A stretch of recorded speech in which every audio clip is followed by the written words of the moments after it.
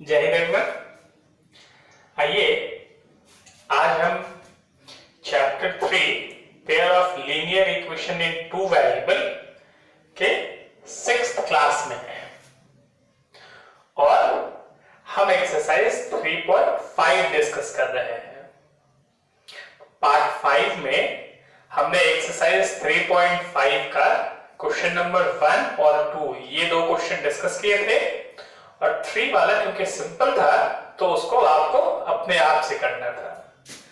अब आइए इस चैप्टर के इस एक्सरसाइज के क्वेश्चन नंबर 4 जो कि वर्ड प्रॉब्लम्स है हम इसको स्टार्ट करते हैं। चलिए अब देखिए क्वेश्चन नंबर 4 का ये फर्स्ट क्वेश्चन है। कह रहा है ये कहानी एक हॉस्टल की है और इसमें गिवन कंडीशन है कि एक हॉस्टल का जो पर मंथ का नेट चार्ज बनता है इसमें दो बातें इंक्लूड है।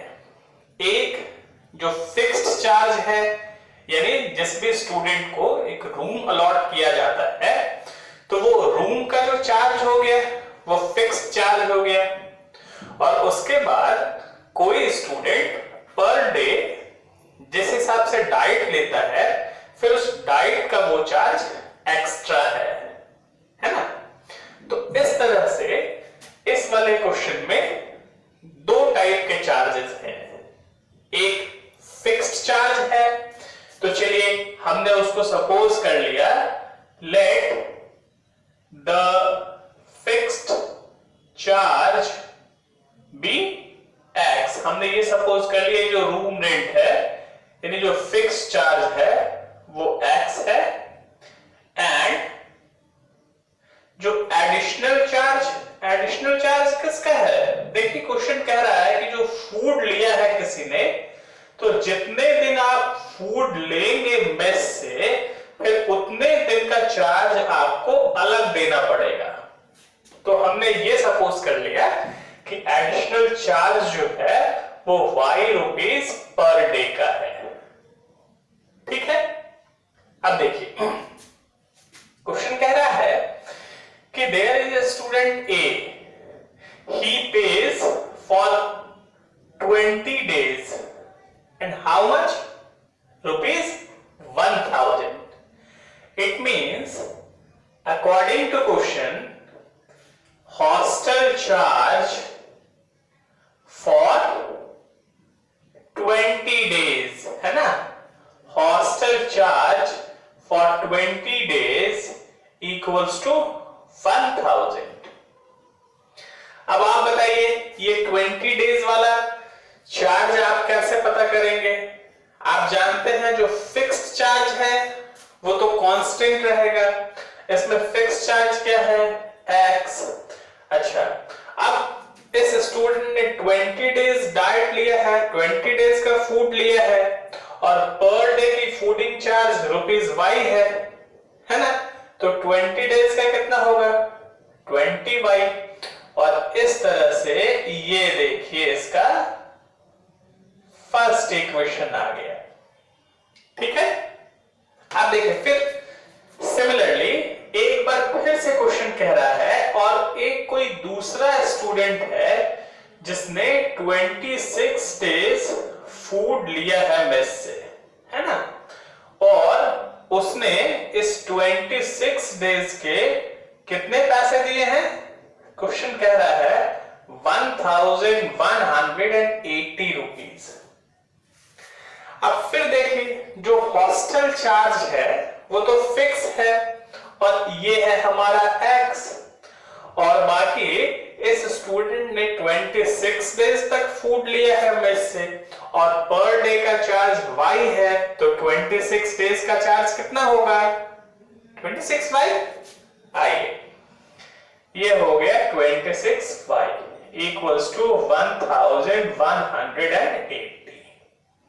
अब आप क्या करेंगे अब इसको सॉल्व कर लेंगे। किसी भी मेथड से आप सॉल्व कर सकते हैं। एलिमिनेशन मेथड सबसे ज्यादा यूज होता है तो आप इसको एलिमिनेशन मेथड से सॉल्व कर सकते हैं। जब आप इसको सॉल्व करेंगे क्या करेंगे बताइए। एलिमिनेशन मेथड से सॉल्व कर लीजिए। जब आप इसको सॉल्व करेंगे तो देखिए x और x कैंसिल हो जाएगा, यहां आ गया 6y और यहां आ गया 180। It means y equals to कितना आ जाएगा 30, है ना, एंड x इक्वल्स टू कितना आ जाएगा बताइए भाई 20 और 30 कीजिएगा तो 600 और ये इधर माइनस कर लीजिए 1000 में से 600 तो ये आ जाएगा आपके पास 400, है ना। अब चूंकि ये वर्ड प्रॉब्लम है तो आप जानते हैं सीधे x y फाइंड करके नहीं छोड़ेंगे, हमें ये मेंशन कर देना पड़ेगा।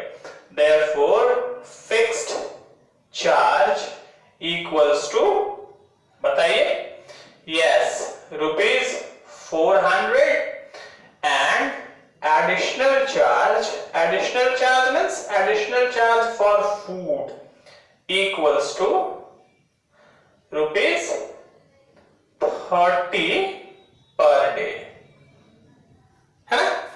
आइए अब हम क्वेश्चन नंबर सेकंड ट्राई करते हैं। देखिए आइए, ये जो क्वेश्चन नंबर सेकंड है वो फ्रैक्शन बेस्ड क्वेश्चन है और इस तरह का सिमिलर क्वेश्चन हमने एक्सरसाइज 3.4 क्वेश्चन नंबर 2 का फर्स्ट और एक्सरसाइज 3.3 क्वेश्चन नंबर 2 का फिफ्थ पढ़ा है। तो आप प्रीवियस वीडियो से भी इसको समझ सकते हैं एक बार ज्यादा अच्छा। लेकिन चलिए हम यहां इसको स्टार्ट करते हैं। आप जानते हैं कि ये फ्रैक्शन बेस्ड क्वेश्चन है और फ्रैक्शन में जो इसके दो अननोन्स होते हैं उसमें से एक होता है न्यूमरेटर और दूसरा होता है डिनोमिनेटर, है ना। चलिए हम इसको सपोज करते हैं। ये देखिए, चलो बाबू, let the numerator equals to x and denominator equals to y, है ना। It means जानते नहीं है आप फ्रैक्शन क्या होगा, बोलिए बुआ। फ्रैक्शन होगा numerator by denominator, it means x by y। अब आप जानते हैं वर्ड प्रॉब्लम में हमें दो कंडीशन, दो स्टेटमेंट्स गिवन होते हैं, बस उन दोनों स्टेटमेंट्स को अगर हम मैथमेटिकली एक्सप्रेस कर ले तो इक्वेशन बन जाता है ना। देखिए बोल रहे फ्रैक्शन बिकम्स 1/2, यानी ये देखिए ये है फ्रैक्शन, ये 1/2 हो जाता है, सॉरी 1/3, यस 1/3 हो जाता है। लेकिन 1/3 कब होता है, देखिए कंडीशन क्या है, when 1 is subtracted from the numerator, है ना। इट मींस अगर हम न्यूमरेटर से 1 सब्ट्रैक्ट कर दें तो ये फ्रैक्शन 1/3 हो जाता है। अब इसको सॉल्व कीजिए, इक्वेशन बनाइए क्रॉस मल्टीप्लिकेशन करके। ये आ गया हमारे पास 3x - 3 इक्वल्स टू y, है ना। तो आप जानते हैं हम इक्वेशन कैसे बनाते हैं, सारे वेरिएबल्स एक साइड रहने चाहिए और कांस्टेंट को एक साइड कर लेते हैं। ये देखिए ये हो गया 3x, अच्छा y को इधर कीजिए -y इक्वल्स टू 3, देखिए माइनस में है, इसको इस साइड शिफ्ट कीजिए प्लस में, ये हो गया इक्वेशन फर्स्ट, है ना। अच्छा अब एक बार फिर से देखिए, अगेन अकॉर्डिंग टू क्वेश्चन क्या कह रहा है, देखिए and it means fraction becomes 1/4। ये देखिए ये जो फ्रैक्शन है ना, आपको पता है ना, is, was, shall, will, becomes, equation में अगर ये हो तो इक्वल की तरह ट्रीट करते हैं, तो it becomes 1/4। अच्छा ये 1/4 कब हो जाता है, देखिए कह रहा है when 8 is added to its denominator, भाई 8 is added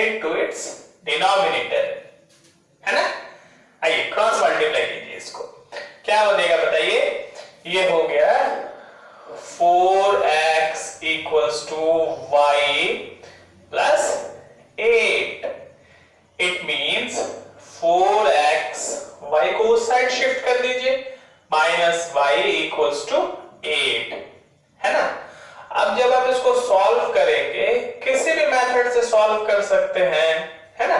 लेकिन एलिमिनेशन मेथड सिंपल भी है और सबसे ज्यादा यूज भी होता है। तो आप इन दोनों को सब्ट्रैक्ट कर लेंगे तो देखिए y और y कैंसिल हो जाएगा, यहां से आएगा -x equals to -5। It means x equals to 5 आ जाएगा। और y क्या होगा बताइए, सिंपल है, 3 5 या 15 में से 3 घटाइए 12, तो y इक्वल्स टू हो जाएगा 12, है ना। अब आप जान रहे हैं क्योंकि ये वर्ड प्रॉब्लम है इसलिए x y फाइंड करके नहीं छोड़ना है, हमें फ्रैक्शन फाइंड करना है और फ्रैक्शन है x by y, it means 5 by 12। था ना सिंपल। एक बार फिर से आप एक्सरसाइज 3.4 क्वेश्चन नंबर 2 का फर्स्ट और 3.3 क्वेश्चन नंबर 2 का फिफ्थ जरा रिवाइज कीजिए। तो चलिए हम नेक्स्ट क्वेश्चन की तरफ बढ़ते हैं। अब देखिए ये जो क्वेश्चन नंबर 3 है ये नेगेटिव मार्किंग पे बेस्ड क्वेश्चन है। आपने सुना होगा कि कई बार डिफरेंट एग्जामिनेशंस में, स्पेशली कॉम्पिटिटिव एग्जामिनेशंस में नेगेटिव मार्किंग होते हैं। तो जनरली आपके यहाँ जो एकेडमिक एग्जामिनेशन होता है उसमें आपने जितने आंसर करेक्ट किए उतने का मार्क्स मिलता है और जितना आंसर आपने रॉन्ग किया है उसका मार्क्स नहीं मिलता है ना। लेकिन जहां नेगेटिव मार्किंग होता है वहां जितने मार्क्स आपने स्कोर किए हैं वो टोटल कैसे बनता है, जितने आंसर आपने सही किए पहले उसका मार्क्स आएगा और फिर जितना आपने रॉन्ग किया है उतना मार्क्स आपके सही वाले मार्क्स में से माइनस होके तब अल्टीमेट मार्क्स बनता है। हाँ, जितने क्वेश्चंस आपने अटेम्प्ट नहीं किए हैं उसके मार्क्स नहीं काउंट होते हैं। इसलिए जहां नेगेटिव मार्किंग हो वहां स्टूडेंट रॉन्ग आंसर करने से डरते हैं। चलिए इसी तरह का नेगेटिव मार्किंग वाला ये एक सिस्टम है, अब इसको हम समझते हैं। There is a student whose name यश। अब देखिए ये कह रहा है कि यश ने किसी एग्जामिनेशन में 40 मार्क्स सिक्योर किए और ये 40 मार्क्स कैसे मिले हैं, उसने कुछ आंसर राइट भी किया है और कुछ आंसर रॉन्ग भी किए हैं। हमें ये नहीं मालूम कि कितने आंसर राइट थे और कितने आंसर रॉन्ग थे। तो चलिए हम इसी को सपोज करते हैं। Let the number of right answers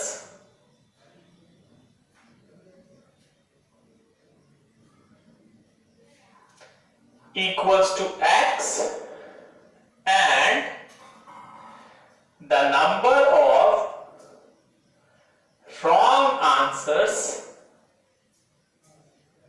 equals to y। अब देखिए फर्स्ट केस है ना, according to question it is given that कि अगर उसको हर करेक्ट आंसर के लिए 3 मार्क्स मिलता है ना, 3 marks for each right answer. अब ये आप बताइए कि अगर 1 राइट आंसर के लिए 3 मार्क्स है तो x के लिए कितना मार्क्स होगा, ऑब्वियसली 3x होगा। अब इतना तो मार्क्स आया है, अब जितना इसने रॉन्ग किया है उसका मार्क्स माइनस भी होगा। ये होता है नेगेटिव सिस्टम, है ना, नेगेटिव मार्किंग सिस्टम। देखिए और कह रहे और लूज कर जा रहा है 1 mark for each wrong answer. अब क्योंकि इसने 5 आंसर रॉन्ग किए हैं तो y आंसर में कितना मार्क्स लूज करेगा, एक रॉन्ग आंसर के लिए 1 मार्क्स कट जाएगा। तो y रॉन्ग आंसर के लिए y मार्क्स कट जाएगा, इट मींस माइनस करना पड़ेगा। और तब इसके मार्क्स है 40। ये हो गया इक्वेशन फर्स्ट। अच्छा, फिर ये क्वेश्चन कह रहा है अगर ये सिस्टम थोड़ा दूसरे तरीके से होता है ना। अब ये दूसरा तरीका कौन सा? गिवन है कि had 4 marks for each right answer. अगर मान लीजिए एक राइट आंसर के लिए 4 मार्क्स मिले, तो बताइए x राइट आंसर्स के लिए कितने मार्क्स मिलेंगे? 4x, ठीक है। और फिर कह रहा है कि और अगर रॉन्ग आंसर के लिए 2 मार्क्स माइनस होता पर क्वेश्चन, है ना। देख रहे हैं 2 marks for each wrong answer. तो 1 मार्क्स अगर रॉन्ग होगा तो एक क्वेश्चन अगर रॉन्ग होगा तो 2 मार्क्स कट जाएगा। यहां कितने रॉन्ग आंसर किए इसने? y, तो कितना मार्क्स कट जाएगा इसमें से? 2y। और ये क्वेश्चन कह रहा है कि अगर इस तरह से मार्किंग होती then he would have scored 50 marks। अब फिर आप इसको जब सॉल्व करेंगे, इजी है ऑन सॉल्विंग, तो कितना मिलेगा? सॉल्व करो सुधांशु। क्या इसको बता दें? अच्छा देखिए, बच्चा कह रहा है कि सर इस क्वेश्चन को इसका सॉल्विंग भी बता दीजिए। चलिए इसका सॉल्यूशन भी एक बार हम देख लेते हैं कि इक्वेशन सॉल्व कैसे करते हैं। इसी बहाने एलिमिनेशन मेथड एक बार फिर से रिवाइज हो जाएगा। तो आप जानते हैं हम क्या करते हैं भाई? सबसे पहले हमने ये डिसाइड किया कि हमें कौन सा एलिमिनेट करना है, तो यहां हम y को एलिमिनेट करेंगे। फिर हम साइन अभी नहीं देखते हैं, है ना। फिर हम ये देखते हैं कि कोएफिशिएंट क्या है दोनों में। अब देखिए इसमें y का कोएफिशिएंट 1 है, मैंने पहले कहा अभी साइन नहीं देख रहे हैं, है ना। और इसमें y का कोएफिशिएंट ये 2 है, तो दोनों इक्वल नहीं है। पर आप जानते हैं अगर इक्वल नहीं हो तो किसी भी सुटेबल नंबर से मल्टीप्लाई करके पहले इसको इक्वल बनाते हैं। अब जैसे ये 1 है, इसको अगर हम 2 से मल्टीप्लाई कर दें तो ये 2 हो जाएगा। अब हम साइन देखते हैं, y को एलिमिनेट करना है और इसमें साइन माइनस है और इसमें y का साइन माइनस है। और आप जानते हैं कि साइन अगर सेम हो तो इक्वेशन को सब्ट्रैक्ट करते हैं। चलिए, from equation 1 into 2 minus equation second. चलिए इसको मल्टीप्लाई करते हैं। आपको पता है ना, किसी एक पर्टिकुलर इंडिविजुअल टर्म को मल्टीप्लाई नहीं करेंगे, हम पूरे इक्वेशंस को मल्टीप्लाई कर रहे हैं 2 से, है ना। आइए, 3 2 6x minus 2y equals to 40 2 80। और इसको वैसे ही लिखना है, ये हो गया 4x minus 2y equals to 50। अब बताइए आप हम क्या करेंगे? इक्वेशन सब्ट्रैक्ट करते हैं, तो जो सेकंड इक्वेशन है नीचे वाला टर्म उसका साइन चेंज करते हैं ना। ये देखिए ये माइनस है, ये प्लस है तो माइनस हो गया, ये प्लस है तो माइनस हो गया। आइए 6 माइनस 4 कितना करेंगे? ये हो गया 2x इक्वल्स टू 80 माइनस 50, ये हो गया 30। तो आप समझ गए हैं, it means x equals to कितना हो जाएगा बताइए? 50। अब हम क्या करेंगे? अब इस x की वैल्यू किसी भी इक्वेशन में फर्स्ट में या सेकंड में जहां कन्वीनियंट हो वहां पुट कर लेंगे। तो हम इसको इक्वेशन फर्स्ट में पुट करते हैं। Putting x in equation first क्या है बताइए? 3x minus y equals to 40। It means 3 into 15 minus y equals to 40। Then minus y equals to 40, और यहां देखिए 15 3 जा 45, उधर प्लस में है इधर माइनस में आ जाएगा. It means minus y equals to minus 5 and hence y equals to 5. It means correct answer यानी राइट आंसर हो गया 15 और रॉन्ग आंसर हो गया 5. तो टोटल नंबर ऑफ क्वेश्चंस कितने हैं होंगे? Therefore, total number of questions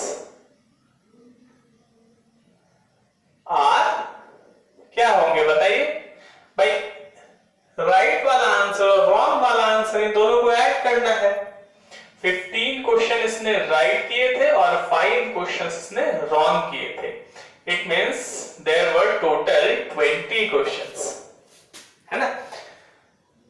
यहां क्वेश्चन भी नहीं कह रहा है, इसलिए हम ये मान के चल रहे हैं कि उसने क्वेश्चन अटेम्प्ट मतलब अनअटेम्प्टेड क्वेश्चन नहीं था. चलिए अब हम क्वेश्चन नंबर 4 डिस्कस करते हैं. आइए अब देखिए, ये जो क्वेश्चन नंबर 4 है वो अच्छा क्वेश्चन है. डिस्टेंस स्पीड बेस्ड प्रॉब्लम हमेशा थोड़े अच्छे होते हैं, तो इसको थोड़ा ध्यान से समझना है. देखिए ये कह रहा है कि there are 2 places A and B जिनके बीच का डिस्टेंस 100 किलोमीटर है ना? अच्छा, अब एक ही टाइम पर एक कार पॉइंट A से चलती है और दूसरी कार पॉइंट B से चलती है ना? चलिए पहले हम उन दोनों कार्स की स्पीड को सपोज कर लेते हैं. इसको हम थोड़ा इधर से ले लेते हैं क्योंकि ये क्वेश्चन बनाने में स्पेस थोड़ा ज्यादा लगेगा समझाने में. देखिए आइए, let the speed of car C1 starting from A.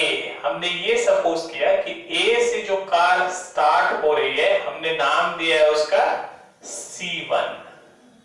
उसकी स्पीड x किलोमीटर है and the speed of car C2 starting from B is y kilometre per hour, है ना?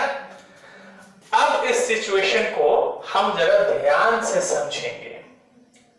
देखिए, if they travel towards each other. अब देखिए इसको समझने वाला पॉइंट यहां क्या है? ये देखिए एक A and there is another point B. ठीक है? अच्छा, एक कार C1 पे खड़ी है और दूसरी कार C2 पे खड़ी है. पहले क्या है? In the same direction. If they travel in the same direction लगाते हैं. If they travel in the same direction, ये समझिए. अब सेम डायरेक्शन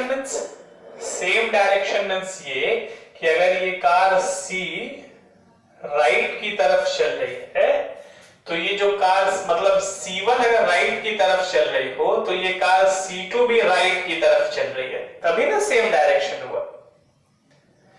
और कह रहा है कि 5 घंटे के बाद ये दोनों कार्स किसी पॉइंट पे मीट कर जा रही हैं. हमने ये सपोज किया कि 5 घंटे के बाद ये दोनों कार यहां पे इस पॉइंट पे आके दोनों कार्स मीट कर रही हैं।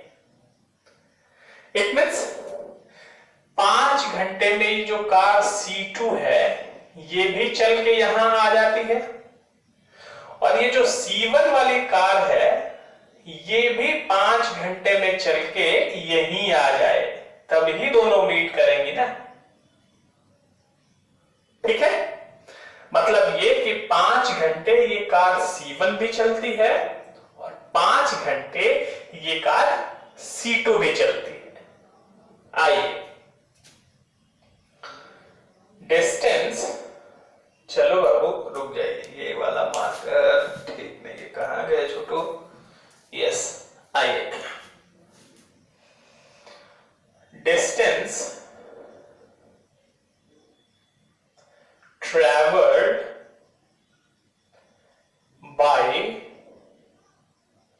C1 यानी कार C1 in 5 hours। बताइए तो क्या होगा? आप जानते हैं distance equals to speed into time, तो आप बताइए C1 की स्पीड कितनी है? x इनटू टाइम कितना है? 5, इट मींस 5x, है ना। और similarly distance travelled by car C2 in 5 hours। बताइए distance equals to speed into time. अब देखिए C2 की स्पीड कितनी है? y, और टाइम कितना है? 5, इट मींस 5y, है ना। अब इसमें ध्यान रखिएगा कि अगर ऑपोजिट डायरेक्शन में, सॉरी सेम डायरेक्शन में अगर कार्स चल रही हो, आप जरा ये समझिए, इसने इतना डिस्टेंस ट्रेवल किया और कार C2 ने इतना डिस्टेंस ट्रेवल किया। अगर इसके डिस्टेंस में से इसका वाला डिस्टेंस आप ये माइनस कर दीजिए तो ये क्या बनेगा? यही डिस्टेंस आ गया ना फिर 100 किलोमीटर,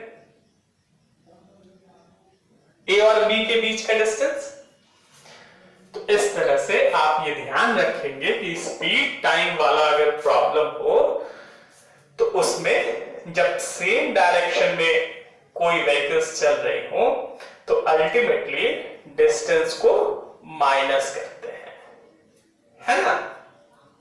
अब ये बताइए इसका ये जो डिस्टेंस है टोटल 5y, सॉरी C1 का है ना, C1 का x है, अच्छा, और इसका ये जो डिस्टेंस है 5y। अब बताइए इस पूरे 5x में से 5y अगर माइनस कर दें तो कितना डिस्टेंस बचेगा? बोलिए भाई, इसके बीच के जो डिस्टेंस है वही बच जाएगा ना, इट मींस 100 किलोमीटर। देखिए 100 किलोमीटर। अब हम ऐसे इसको थोड़ा और सिंपल कर सकते हैं, 5 इसमें से कॉमन कर लीजिए, ये आ जाएगा x minus y equals to 100, और ये यहां कैंसिल करके इक्वेशन आ गया x minus y equals to 20। ठीक है, अब देखिए हम सेकंड सिचुएशन समझते हैं। ये तो हो गया if they travel in same direction. अच्छा, if they travel towards each other, है ना। if they travel towards each other, इसको भी हम समझेंगे एकदम आराम से। देखिए वापस A एक पॉइंट है और B एक पॉइंट है और इन दोनों का डिस्टेंस 100 किलोमीटर है। अच्छा, एक कार C1 है और दूसरे कार C2 है। अब ये कह रहा है इस बार दोनों कार्स एक दूसरे की तरफ चलती हैं, मतलब ये जो C1 है ये चलती है C2 की तरफ और ये जो C2 है वो चलती है C1 की तरफ, और कहीं आकर दोनों कार्स मिल जाती हैं। हमने ये सपोज किया कि यहां आके दोनों कार्स मिल गई, तो इट मींस ये जो कार C1 है वो भी चल के यहां से यहां तक आती है, और ये जो कार C2 है वो कार भी चल के यहां से यहां तक आती है, तभी ना दोनों एक पॉइंट पे मिल जाएंगे। ये तो सिंपल है। और ये क्वेश्चन कह रहा है कि भाई ये C1 कार कितनी देर चलती है, 1 आवर, और C2 कार कितनी देर चलती है ना, दे मीट इन 1 आवर। तो पहले हम ये फाइंड करते हैं that distance travelled by C1 in 1 hour. बताइए क्या होगा, distance equals to speed into time. भाई तो C1 की स्पीड है x और टाइम है इसका 1, x into 1 it means x, and distance traveled by C2 in 1 hour। तो भाई फॉर्मूला फिर से वही होगा, distance equals to speed into time. C2 की स्पीड है y और टाइम ये आ गया इनटू 1 यानी कि y, है ना। अब देखिए इसमें क्या था, इसने यहां से यहां 1 आवर में डिस्टेंस ट्रेवल किया x और इसने यहां से यहां डिस्टेंस ट्रेवल किया y। अब आप ये समझ रहे हैं कि अगर दोनों डिस्टेंस को हम ऐड कर दें तो ये टोटल 100 किलोमीटर आ जाएगा। इस तरह से आपको ये ध्यान रखना है कि अगर दो व्हीकल सेम डायरेक्शन सॉरी एक दूसरे की तरफ चल रहे हो तो उनका डिस्टेंस प्लस किया जाता है। आप याद रखिएगा, अगर व्हीकल्स ऑपोजिट डायरेक्शन में मतलब सेम डायरेक्शन में, है ना, अगर व्हीकल्स सेम डायरेक्शन में चल रहे हो और किसी पर्टिकुलर पॉइंट पे जाके मीट करते हो तो फिर दोनों डिस्टेंस को माइनस करते हैं, और अगर दोनों व्हीकल्स ऑपोजिट डायरेक्शन में यानी टुवर्ड्स ईच अदर चल रहा हो तो फिर इन दोनों का डायरेक्ट डिस्टेंस जो है वो प्लस करते हैं। तो ये हमारे पास क्वेश्चन बन जाएगा, भाई इसने 1 आवर में डिस्टेंस ट्रेवल किया x और इसने डिस्टेंस ट्रेवल किया y, ये दोनों मिला के फिर वापस आ गया 100, है ना। अब देखिए जैसे यहां सॉल्व किया, मुझे मालूम है कि आप सब लोग जानते हैं इक्वेशन कैसे सॉल्व किया जाता है ना, इसलिए मैं इसको एक्सप्लेन नहीं करता हूं ऑन सॉल्विंग दीज, और इसी बहाने आप एक बार और प्रैक्टिस भी कर लेंगे, है ना। और आप जानते हैं कि मैथ्स में प्रैक्टिस बहुत जरूरी, वैसे तो प्रैक्टिस किसी भी चीज के लिए जरूरी है, लेकिन मैथ्स चूंकि स्पेशली प्रैक्टिस का ही काम है, इसलिए आप ज्यादा प्रैक्टिस कर पाए तो मैं इक्वेशंस लाके छोड़ देता हूं। खैर ये तो सिंपल है, आप देखिए जब इसको ऐड करेंगे y और y कैंसिल हो जाएगा, x और x मिलके 2x बनाएगा, 100 और 20 मिलके 120 बनाएगा। It means x equals to आ जाएगा हमारे पास 60 एंड y इक्वल्स टू आ जाएगा 40। तो फाइंड फिर x y निकाल के छोड़ मत दीजिएगा, नहीं तो फिर हाफ मार्क्स यहां से कट जाएगा, आपकी इतनी मेहनत बेकार हो जाएगी।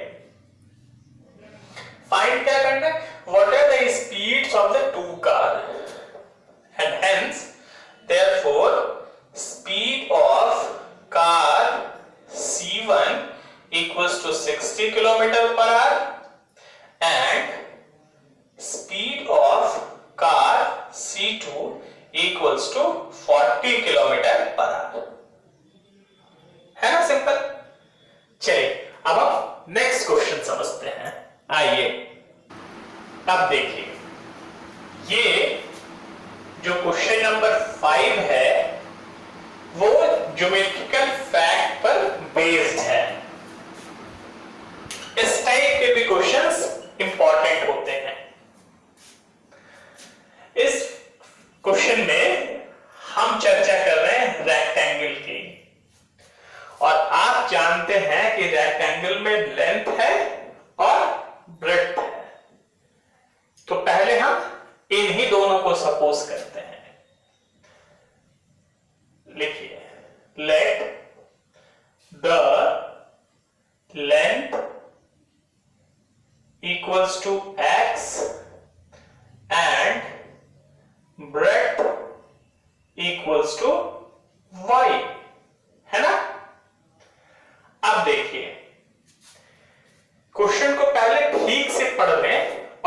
ये भी फाइंड कर लें कि रेक्टेंगल का एरिया क्वेश्चन में डिस्कस किया जा रहा है या पेरीमीटर डिस्कस किया जा रहा है।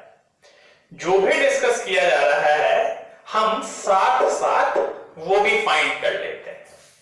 तो आप क्वेश्चन पढ़ेंगे, ये देखिए फर्स्ट में ये दिया हुआ है कि एरिया की चर्चा हो रही है इस क्वेश्चन में, है ना। इट मींस हमने लेंथ सपोज कर लिया x, ब्रेड्थ सपोज कर लिया y, तब हम यहां पे एरिया भी फाइंड कर लेते हैं। इस एरिया, ये ओरिजिनल एरिया, इसको हमने A1 कहा। एरिया A1 इक्वल्स टू, आप जानते हैं area of rectangle length into breadth. It means length है x और ब्रेड्थ है y। इसको हम ध्यान रखेंगे। अब आप ये ध्यान रखिएगा कि जब कभी भी कंपेयर करना हो, यानी लेंथ इंक्रीज करनी हो या डिक्रीज करनी हो, तो हम ये जो एक्चुअल लेंथ है, ओरिजिनल लेंथ है, इसी में प्लस या माइनस करेंगे। जब ब्रेड्थ इंक्रीज करनी हो या डिक्रीज करनी हो, तो ये जो ओरिजिनल ब्रेड्थ हमने सपोज किया है, हम उसी में प्लस या माइनस करेंगे। और अल्टीमेटली अगर एरिया भी कहीं इंक्रीज हो रहा हो या कहीं डिक्रीज हो रहा हो, तो हम अपने ओरिजिनल एरिया को ही प्लस या माइनस करेंगे। ठीक है, इस बात का ध्यान रखिए। और चलिए हम क्वेश्चन स्टार्ट करते हैं। देखिए ये क्वेश्चन कह रहा है, the area of rectangle gets reduced by 9 unit. Area कम हो जाता है, मतलब ये फाइनल रिजल्ट है। तो चलिए फाइनल रिजल्ट है तो उसको हम बाद में लिखेंगे, क्योंकि फाइनल वाला जो टर्म होता है वो तो आरएचएस में होता है ना। लेकिन ये ध्यान रखना है हमें कि एरिया रिड्यूस हो जा रहा है, यानी माइनस करना पड़ेगा। तो किस में माइनस करेंगे? ओरिजिनल एरिया में, है ना। आइए, अच्छा एरिया रिड्यूस्ड हो रहा है 9 से, लेकिन कब? इसके लिए देखिए कंडीशंस गिवन है। बोल रहे अगर लेंथ को रिड्यूस कर दीजिए 5 से, इट मींस रिड्यूस्ड लेंथ कितना? आपको पहले ही बताया ना, अगर प्लस या माइनस जब भी करना हो तो हम ओरिजिनल जो हमने सपोज किया है उसी में प्लस या माइनस करेंगे। आइए, लेंथ को रिड्यूस कर देना है 5 यूनिट से। Reduce means decrease, decrease means minus, है ना।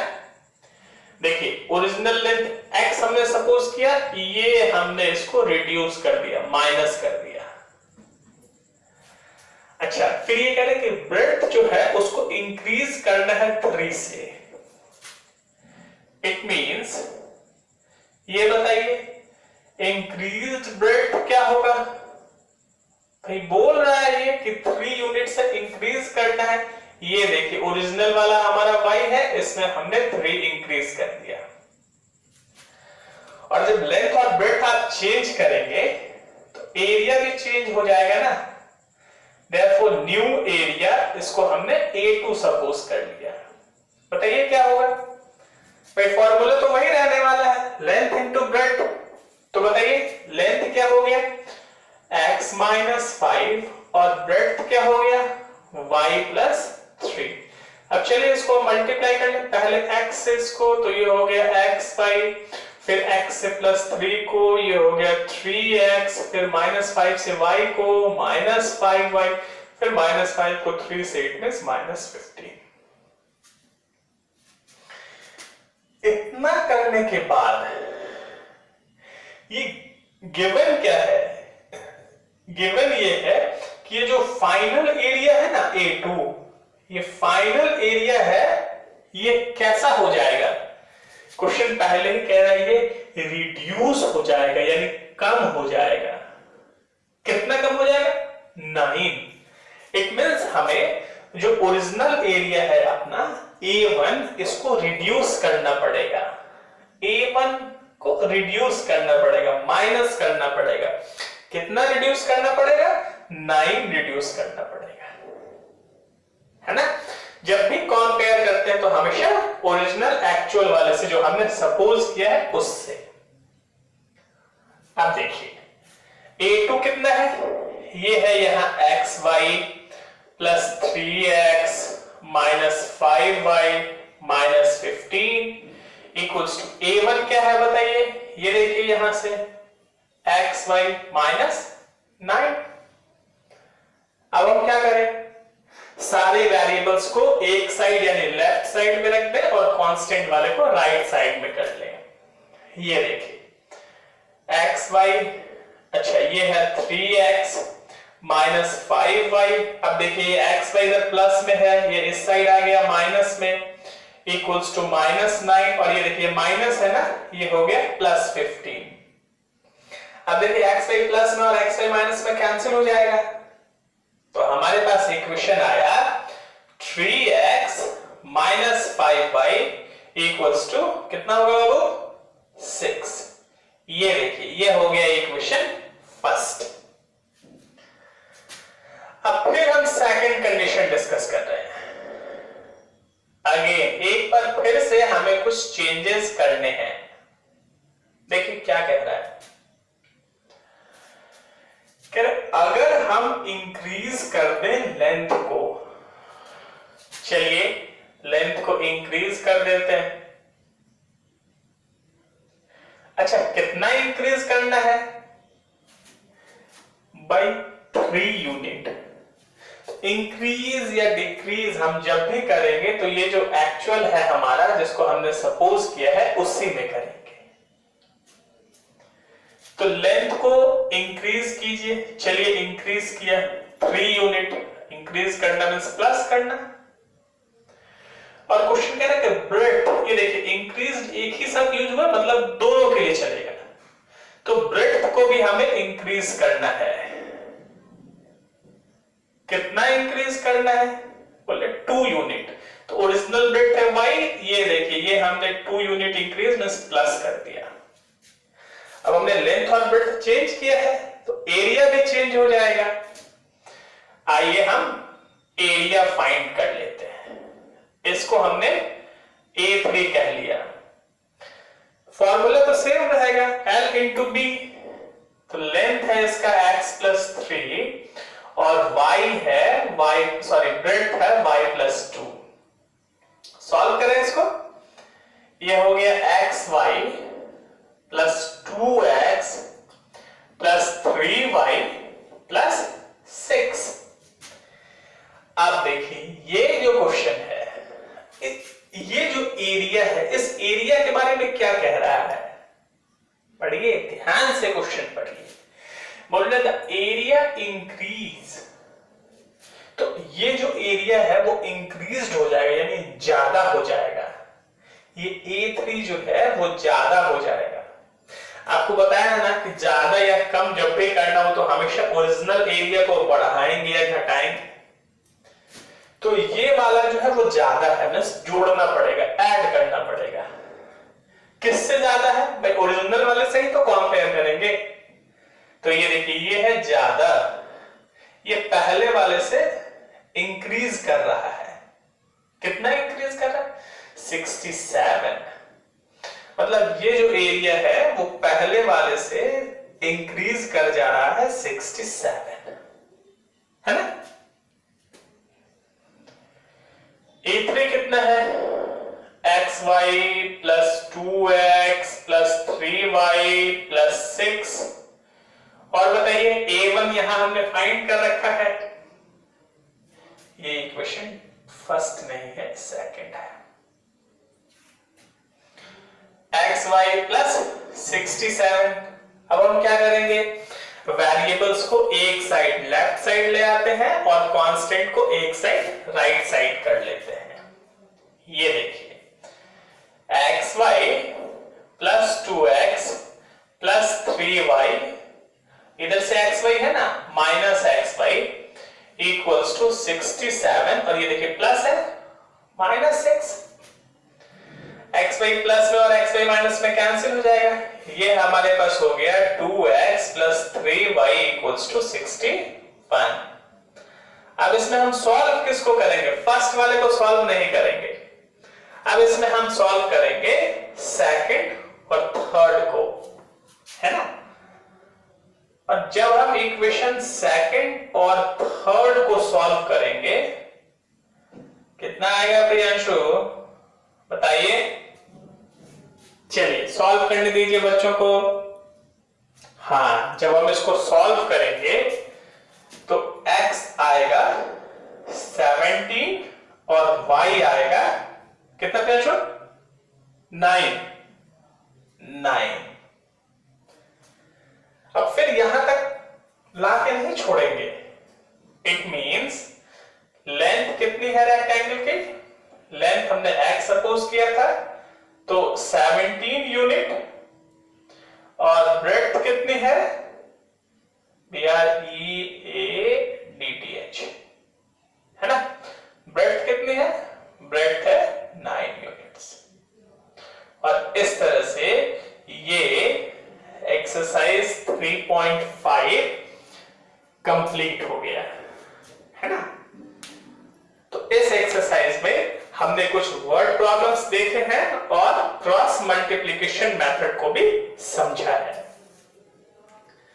अब हम नेक्स्ट एक्सरसाइज 3.6 स्टार्ट करेंगे। उसमें हम कुछ स्टैंडर्ड फॉर्म्स ऑफ इक्वेशंस भी देखेंगे, कुछ अच्छे इक्वेशंस और डील करेंगे। चलिए आज के लिए इतना ही। आप सिमिलर प्रॉब्लम्स की प्रैक्टिस कीजिए और जो नहीं बन रहा हो आप बताइए, कमेंट कीजिए, फिर मैं उसको डील करता हूं। ठीक है, टिल देन जय हिंद एवरीवन, थैंक यू।